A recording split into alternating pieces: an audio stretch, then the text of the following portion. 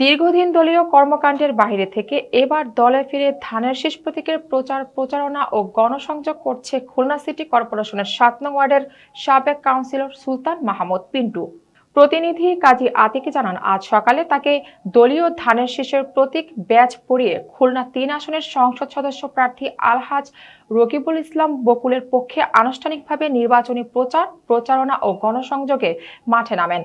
এ সময় পিন্টু জানান, খুলনা শিল্পাঞ্চলে বন্ধ মিল কারখানা চালু করতে এবং ৩টি তেল ডিপোতে বিরামহীন চাঁদাবাজি ও দুর্বৃত্তদের দৌরাত্ম্য বন্ধ করতে রকিবুল ইসলাম বকুলকে নির্ধারিত করা প্রয়োজন। অন্যদিকে জনপ্রতিনিধিরা দলে ফিরে আসায় স্বাগত জানিয়ে থানা বিএনপির শীর্ষ পর্যায়ের নেতারা। এ সময় খালিশপুর থানা বিএনপির সভাপতি অ্যাডভোকেট মোহাম্মদ আলী বাবু, সাধারণ সম্পাদক হাবিবুর রহমান বিশ্বাস, ৭ নং ওয়ার্ড বিএনপির সাধারণ সম্পাদক শেখ জাকির হোসেন, কাজী আব্দুল লতিফ সহ দলের অনেক নেতাকর্মী এ সময় উপস্থিত ছিলেন।